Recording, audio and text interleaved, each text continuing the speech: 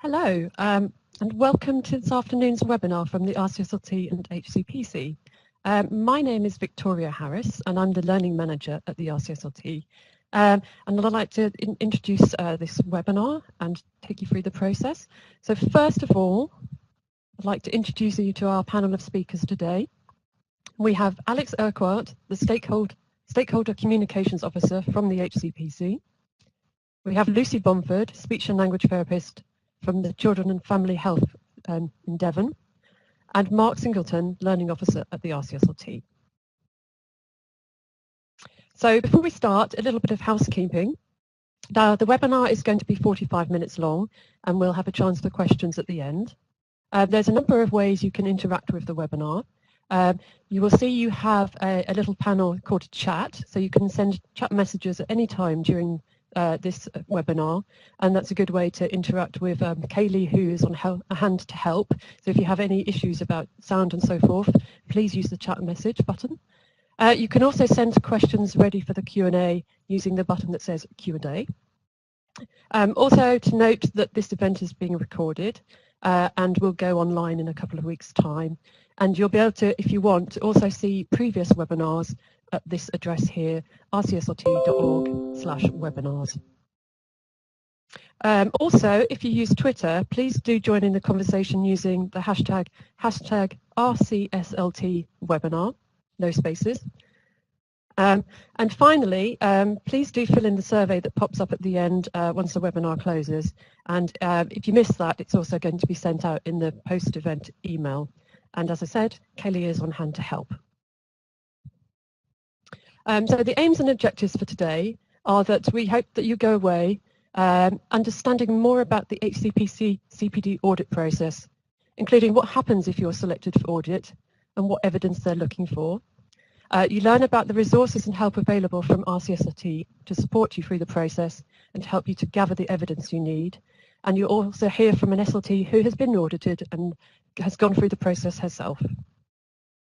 So I'd like now to pass you over to Alex from the HCPC to talk about the HCPC stuff. Thank you and welcome everyone to this webinar. My name is Alex Urquhart and I'm just going to talk you through the HCPC's approach to CPD and go through some top tips. So first I'm going to say CPD audit process, nothing to be worried about. When we talk about CPD, CPD relates to you and your work. It's all about your scope of practice. For that reason, you, as the professional, are best placed to decide what CPD is best for you. So we have 5 standards for CPD, and these standards are outcome focused, and they will help you structure your CPD. And now I was going to quickly talk through our standards, and then we're going to go into the audit process. So the first standard is all about keeping an up-to-date and accurate record of your CPD. When I talk about continuous, we recommend you do one activity every 2 months, and you need to keep your record up to date and accurate. How you want to record your CPD is really up to you. If you like a paper diary, if you like an Excel spreadsheet or a box under your bed, whatever works for you is the best thing. The second standard is to ensure that your activities are a mixture of learning activities. When we talk about a mixture, there are about 5 categories of activities that we have in our guidance. We recommend that you hit a 3 out of the 5 mixture. So that could be formal, educational, and reflective practice, for example. The third and fourth standard around CPD is this is where the outcome focus aspect of the standards comes into play. First of all, number 3, seek to ensure that your CPD has contributed to the quality of your practice and service delivery.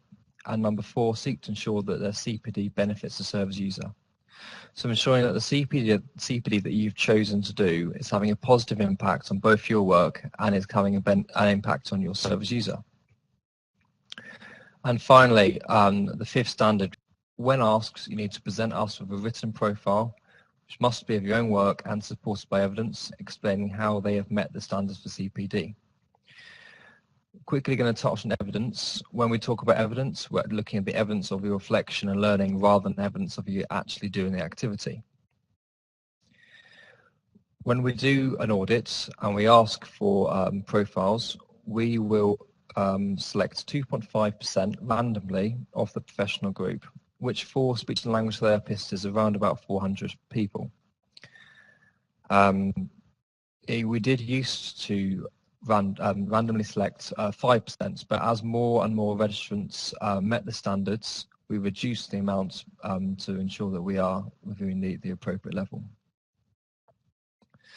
So just to try and visualize the process, this slide gives you an impression of what the process looks like. So for speech and language therapists, your registration renewal window will open on the 1st of July this year and end on the 30th of September. When the window opens, you will receive a letter within a couple of days of the window opening to tell you that it's time to renew. You will then go online, sign your declaration, pay your fee and renew. At that point, your registration renews and you can carry on practicing. If you are selected for audit and you're one of the 2.5 randomly selected, 10 days after that first letter, you receive a second letter indicating that you have been selected for audit. It will provide you with instructions as how to submit your profile. You'll then submit it to the HCPC. We will then assess it using partner assessors.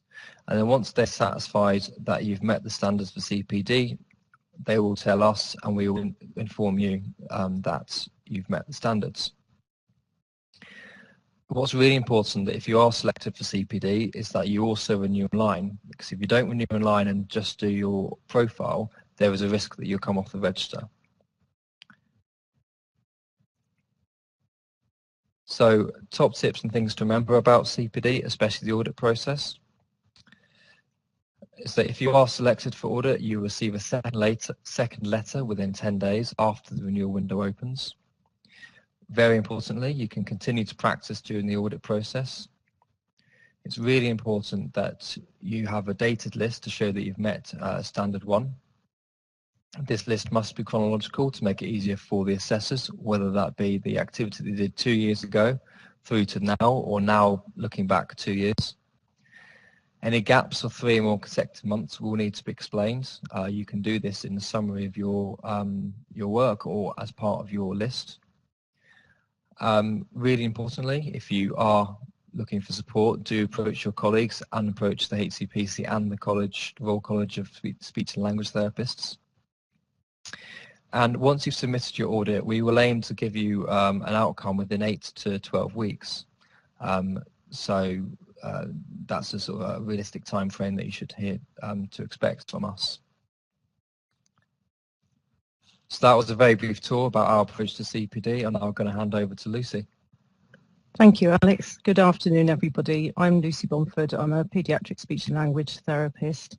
I'm based in Devon, and I was audited at the last audit period in 2017. You may find yourself running through a range of emotions when you get that letter indicating that you are one of the 2.5% of people who've been chosen this time to be audited. But when the dust settles, help is at hand, and there is lots of information out there to support you in putting together your profile. So first of all, where to find help? Along with the letter, you will get the orange booklet that's on the left-hand side there, how to complete the CPD profile. You can also find it following the link at the bottom of the slide. And that gives you all sorts of really useful information about how to get started, how to structure your profile, and thinking about the evidence. You can also use the Speech and Language Therapist Standards of Proficiency Guide to help you out in thinking about what you might like to talk about, and that's available to download at any time from the HCPC website. As well as these booklets, there are loads of other things on the website, some film clips giving you extra information, so there's a lot of information out there. There are also some really helpful sample profiles, so if you follow the link on this slide, you'll see that RCSLT staff have written 4 sample profiles just to give you an idea of how you might lay out your profile and what sort of information you might include. So there's one for educators, so if that's your principal role. There are 2 for practitioners, one for adults and one for pediatrics, and one for researchers. So they've covered there hopefully the main areas of work for most registrants. So Alex has already talked about meeting the standards. This is just a brief summary that you are needing to maintain the record of CPD activities and demonstrate that they are a mixture of the learning activities across the four main areas. Ensure that this is beneficial. So as Alex said, that's thinking about the impact of the CPD you've done on your own quality of practice, but also on service users. And then finally, of course, if you've had that letter, you need to submit your profile. So let's look in a bit more detail at what the profile actually comprises. You'll need to write a summary of your practice history. And although it says 500 words, it is up to 500 words. And if you'll see, if you look at those examples of sample profiles, that actually none of them has a practice history summary longer than 200 words. So it doesn't have to be 500, it's just up to 500. So it may be that over the 2-year period of the audit, you've actually been in one role and that's been fairly constant. Therefore, you may not have as much to write as somebody who's had a change of roles or several changes of roles within the audit period. It is just your summary of practice history for that 2-year period, not since you qualified. So after that, you've got to do your statement of how the standards have been met. So this is the bit where you go into a lot more detail about how your CPD actually impacted on your practice, and that is up to 1,500 words.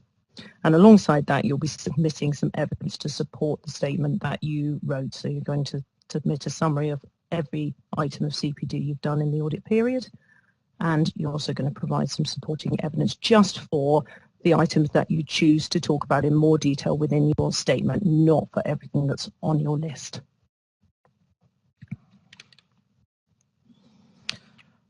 So just a quick recap on CPD and what counts. You've got four main areas of CPD, and that is your work-based learning, professional activity, formal education and self-directed learning, plus a category called other, and what they put in other is relevant public service or voluntary work. So maybe that you're doing something outside of your formal role that is relevant and is benefiting your practice. So you can include that as well.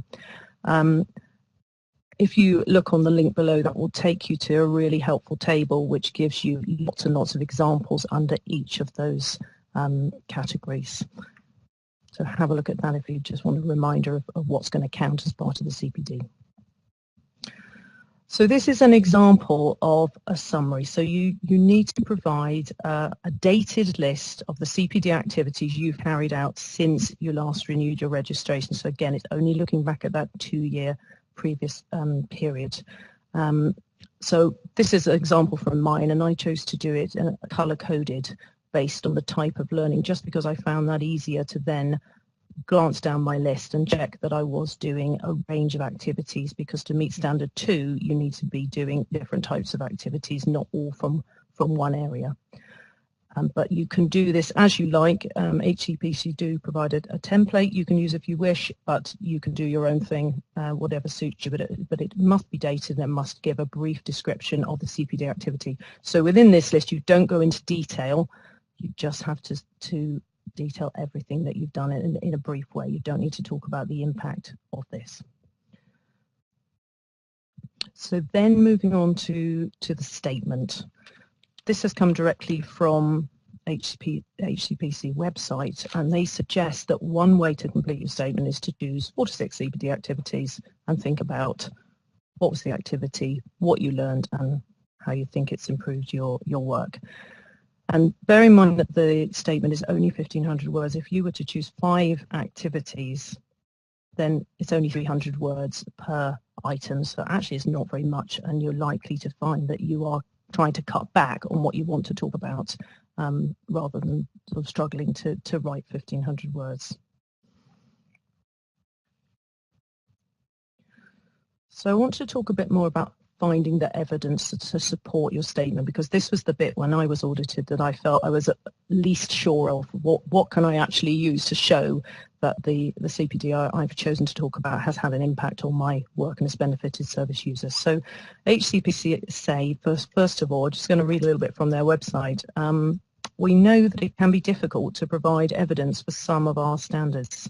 For example, when you are describing how your CPD has benefited the quality of your work or benefited service users, your personal statement may need to describe how you believe that this has happened. So they're very aware that it can be difficult to find that evidence. So the personal statement is part of your evidence, and in that word count, you want to say as much as possible about what you believe has been the impact of the CPD and how you feel this has benefited your work and benefited service users.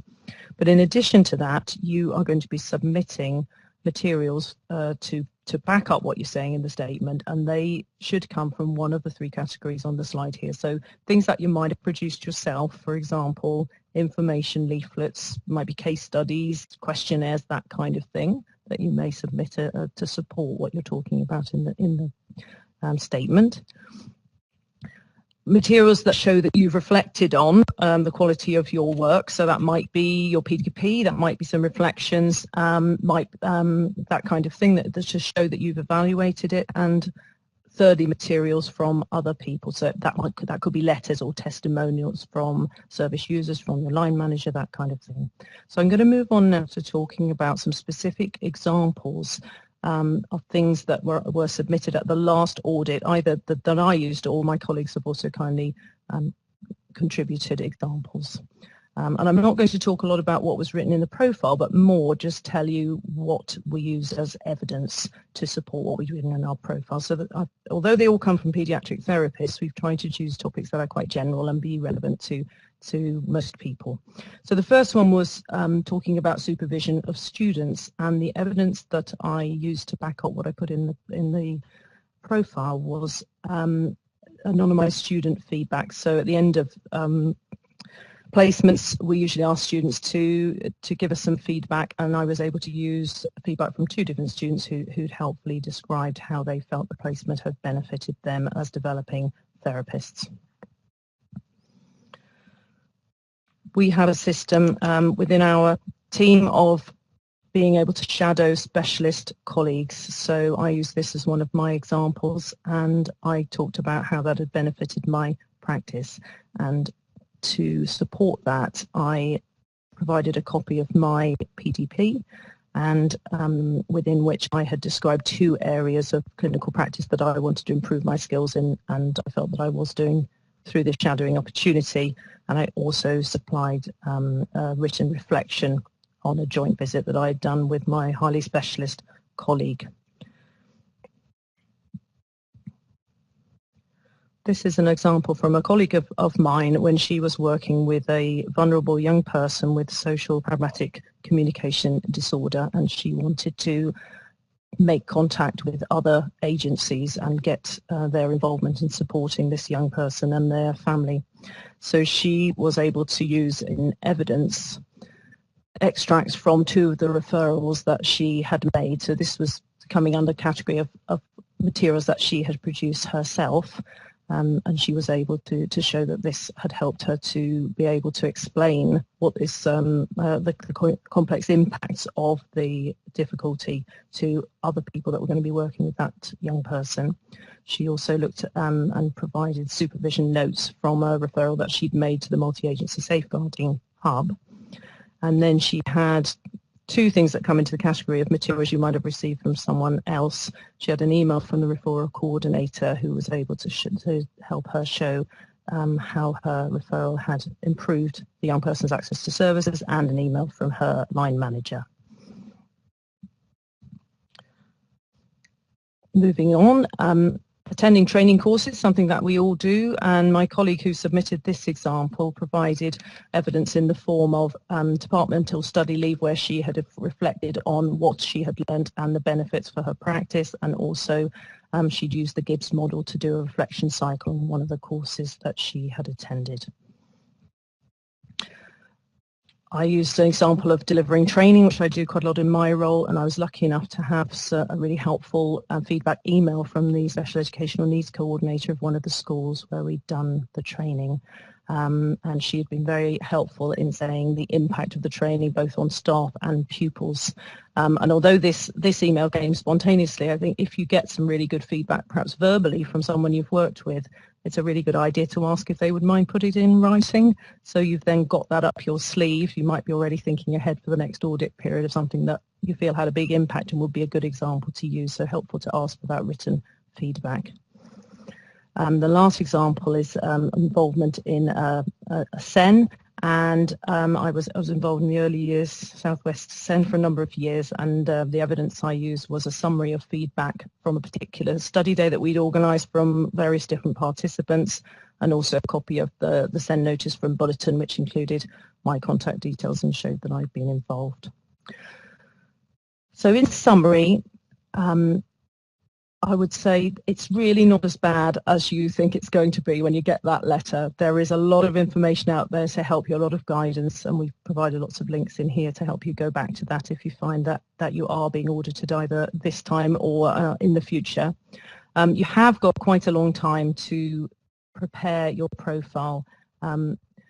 You've got just under 3 months, and if you have kept that list of CPD activities up to date as you go, which is really so important, if you can do that, then it's going to be much, much easier for you to pull out the items of CPD that you felt had the biggest impact on your practice and put together that profile. But you've got plenty of time to do it, and if there is anything which HCPC need to know a bit more about, perhaps they would like you to provide a bit more detail, they will come back to you and you've got a chance to submit further evidence if you need to.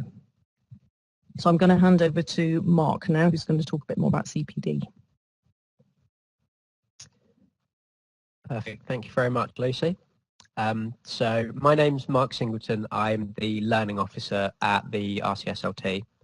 So having heard from Alex about what the standards are and from Lucy about kind of the evidence you need to submit, I'm just going to talk through some of the CPD activities that are available through the college. So first of all, we try and run a lot of events. So most of the hubs will do regular roadshows and study days where they will all get together in a geographical area. And that can be a really good way both of networking with other people, other SLTs in your area, but also obviously a chance for CPD. They'll discuss research, best practice, things like that to help you with your CPD. And the same with SENs, so Clinical Excellence Networks. They do regular study days and get-togethers, and again discuss on a more clinical front kind of upcoming evidence and best practice and research that's ongoing. In terms of online networking, there's several things we do. We have Basecamp for that member-to-member networking, but also there's discussions centered on research, best practice in the areas. So it can be a really good way of finding out what's going on kind of at a local and national level in your areas of interest. We also have quite a presence on Twitter. There is obviously the main RCSLT feed, but there is a dedicated CPD feed, which is at RCSLT Learn. So if you follow that, we keep it up to date with CPD opportunities, both from the college and external as well. And there is also a feed dedicated to research, so that's at RCSLT Research. And they tweet a lot about upcoming research, new and exciting research, that sort of thing, which again can be used as part of your CPD. We do also have a Facebook page, which is RCSLT Official, and that's more general SLT news and updates. We also try to host lots of study days, workshops, and our conference. So the RCSLT conference is coming up. That's going to be in Nottingham this year, the 25th and 26th of September. If you aren't able to make the conference itself, or you'd like to have a look at what's previously been part of the conference, you can check out slides and presentations via the RCSLT website. So that's rcslt.org/past-events. And there's plenty of presentations there to get a flavour of what conference has been about in the past. There are also lots of ways to get involved. So as we update guidance and we embark on new projects, we look for member involvement for that kind of subject matter expert input. There's a whole section on the website called Getting Involved, and you can check out what projects we're running at the moment to see if there's anything that's interesting there. We do also have an initiative called the Learning Champions Network. That's a very proactive role where we'll provide opportunities for you to go out and present other events on CPD best practice, methods of learning, how to fit CPD into quite a busy day. And we have what we call our user tester pool.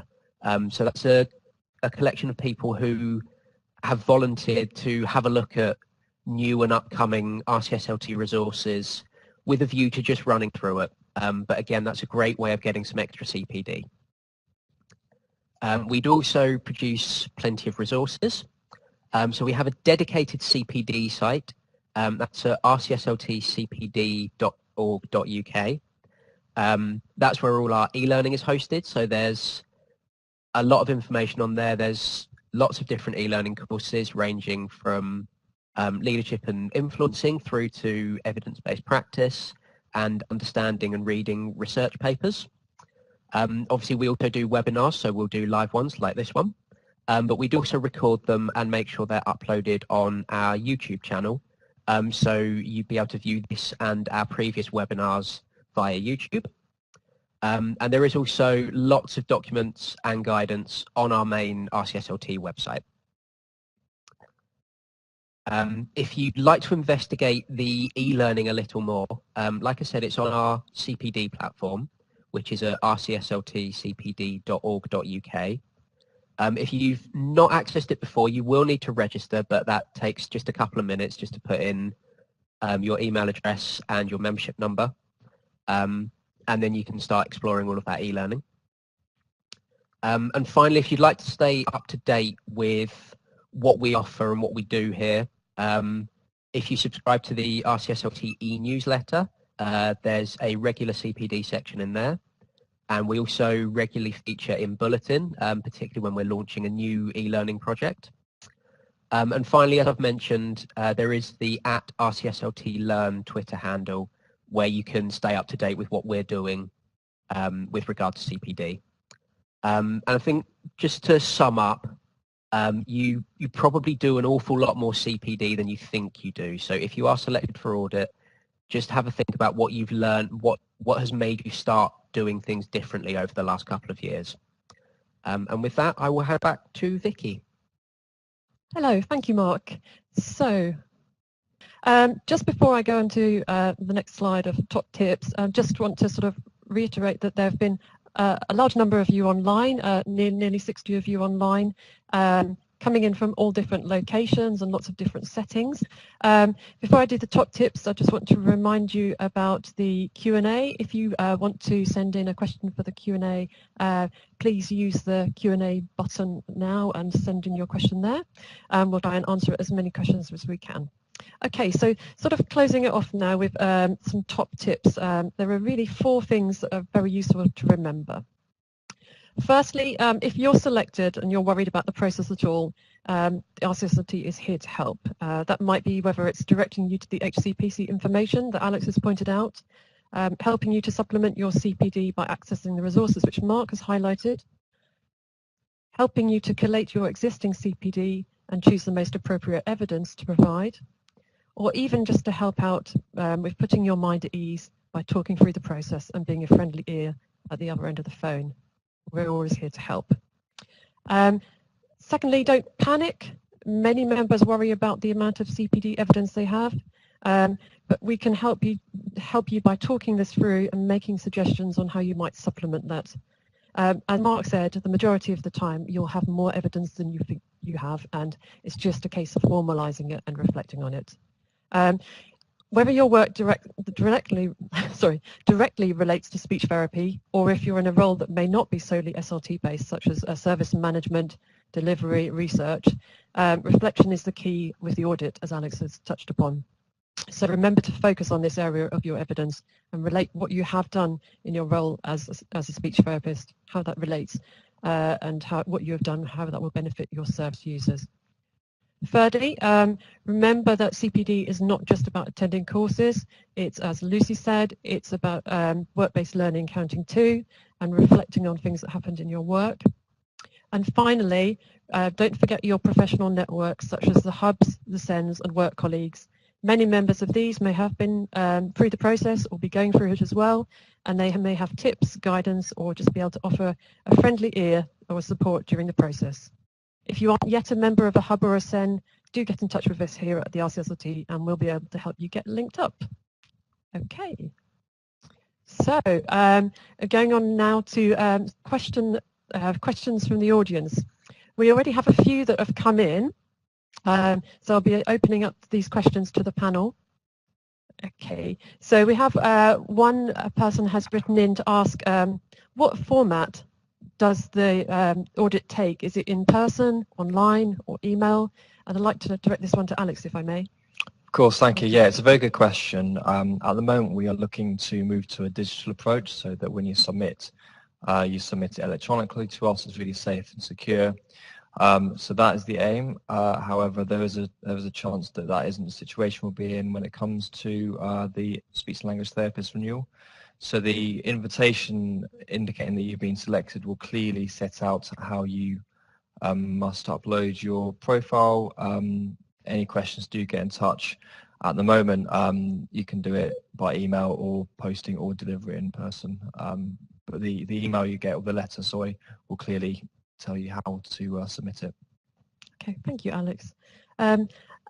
Another member has got in touch asking for tips and advice on the best way to be prepared for audit if you're a bank worker for an SLT service. This person says they mainly work during winter pressures and then various shifts with no regular pattern throughout the summer. So this is a sort of a non-standard traditional kind of role. So the advice here really is that there is more of this type of working, more sort of non-standard roles, maybe bank working, but maybe working in higher management, maybe in service development or research. And whereas they may not obviously relate to SLT clinical work, the fact that you're a qualified SLT is probably why you've got that role in the first place. So with this in mind, the CPD you collect may be different, but as long as you're thinking about how what you're doing is relating to your current role and speech and language therapy, you're reflecting on what you've learnt and how this will affect the treatment or service you provide to your patient or service users, or how this will affect you in the future, you'll be meeting the requirements of the HCPC. But again, if you're in any doubt, please get in touch with the RCSLT. We'll be able to help you through those questions. Okay, thank you. So we have another question. Someone's asked us about when it's possible to defer. Is that an option? Please, direct you to Alex, please. Yes, of course. Another good question again. There is a deferral option as part of the process, and there are two scenarios where you can defer. One is if there's something which is preventing you from submitting your audit. So, for example, if you are on maternity leave or on long-term sick leave, you can defer. Equally, if there's a reason why you haven't been able to undergo CPD for a large portion of the 2-year period, again, for example, maternity leave or long-term sick, then you can defer there. What's really important that it is your choice to defer. So if you feel that you can actually demonstrate that you've done your CPD over the last 2 years, please do go ahead. And if you are struggling, you can opt to defer later. The other important thing is that if it's a similar situation in 2 years' time when you've deferred, you can defer again. So please don't stress about that. If you want to defer, get in touch with us, talk to us, we'll give you some advice, and once again, very importantly, it is your decision. Thank you, Alex. Okay. Somebody else has asked, as I'm a manager in a school, I do not deliver therapy. Most of my work is based in education and training. So how would the HCPC audit this type of work? And I wonder if I can sort of direct it to both you, Lucy, and then Alex, please. Yeah, well, I think you had already mentioned, Alex, that CPD is based on your scope of practice, so very much what your work is doing. You remember we talked at the beginning of the bit that I delivered about the sample profiles, and one of those is from an educator, so that should be really helpful in showing you what other people in a similar role perhaps to you have done. But one of our examples with the CPD as well was training, so I think it's still about that same principle, isn't it, of evaluating the CPD that you've done and showing how it has benefited your service users and your work? Yeah, I think that's an excellent answer. I think on top of that, it's really important to think about who your service users are. So, for example, if you are teaching or delivering a course on speech and language therapist and you are registered, your service users are your students. So if you think about the CPD that you will undergo to ensure that you are able to communicate the skills and knowledge out to students, that's some way you can think about CPD as well. Thank you. So Gillian has asked, just a question just come in, are there any differences for CPD for SLTs in independent practice? It's a very good question. I wonder if I can open it to the floor.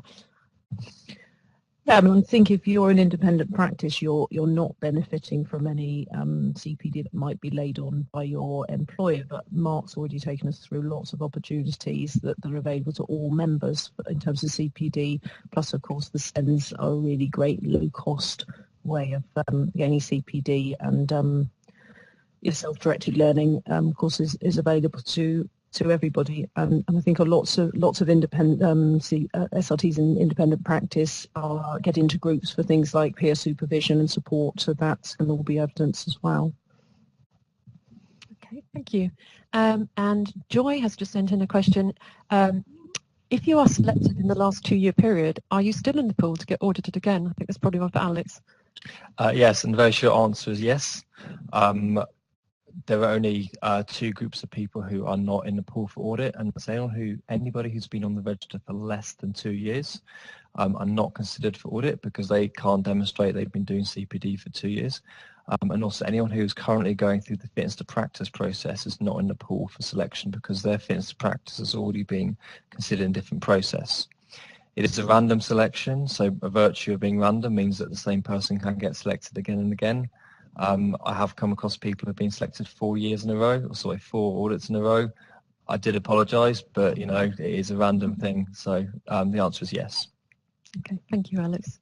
The final question I've got at the moment, but please do send in further questions if you have them, is will a negative example reflect badly on me as a therapist? Should I exclude this from an audit? Again, I open it to the floor. I mean, I think the answer to that is very much up to you in that situation. I would say it wouldn't reflect badly. I think if something bad happens or negative happens and you learn from it and make improvements, that is the really important thing. Is if you can demonstrate that you reflect and developed on it, I actually think that's a really strong example of CPD. I think just to echo what Alex said there, obviously not every experience you have in your working life is going to be totally positive. And I'll give quite a personal example. When I first started presenting, the first presentation I ever did went fairly badly. I wasn't ready for audience Q&A. My slides didn't really flow all that well. But I think what I learned from that was that I needed to be more prepared and walk through my slides with myself before presenting to an audience. So that was an example of a negative experience that I learned from, and hopefully have started presenting a bit better since then. Thank you, Mark. Yes, that's definitely true.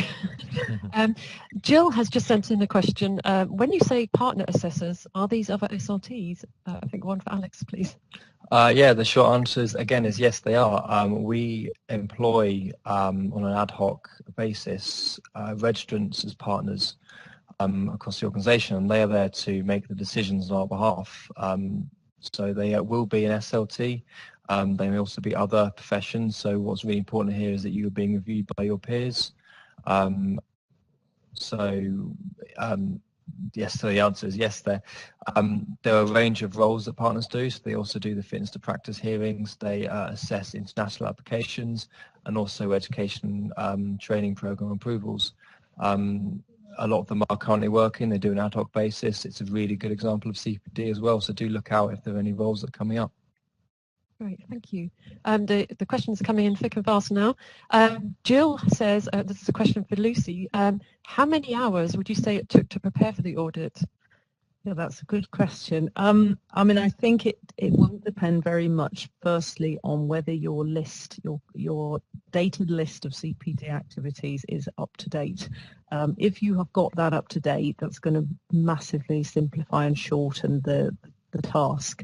And I think in reference to that, the sort of things, you can dredge out your diary and look back on courses and things that you attended if you haven't kept your list, but things like your self-directed learning, that's going to be much harder. Those are things you're going to have forgotten about. So that's going to make your job so much easier if you can do that. If you've got that list, one thing that's a good idea, people that are sort of being proactive and listening to this webinar, if you've not selected this time, something to think about going forward for the next 2 years is just as you're going through the 2 years, you may be thinking about certain CPD items that you've done that they've really benefited your practice, and thinking at the time, what evidence could I get now that might help me if I was audited and I wanted to talk about this. So if you're doing that as you go along, that's really going to shorten the task.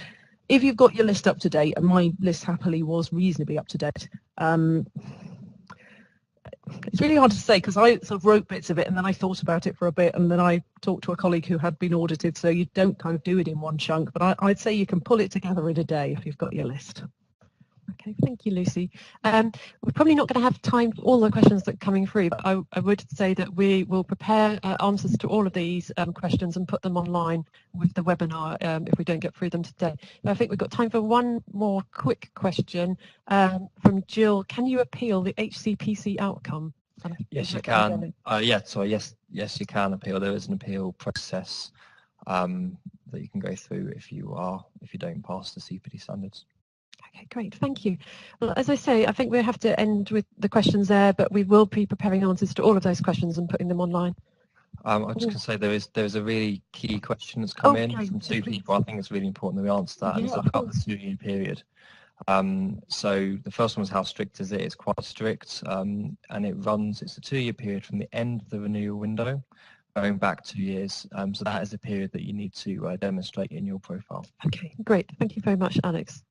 Okay, so what we'll do then is we'll, any that we haven't been able to answer today, and thank you for all those questions, we will put them online with the webinar and we will let you know if you've registered when those are up, and also look out for the e-newsletter which will tell you when they're all up. Okay, thank you. So I'm just going to now tell you about the next webinar, which again is a great opportunity to get CPD. There we go.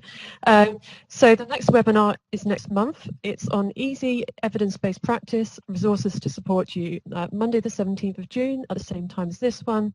Another opportunity for CPD, one for your diaries. Okay, well, thank you ever so much everyone attending, and thank you to the panelists. Thank you and goodbye.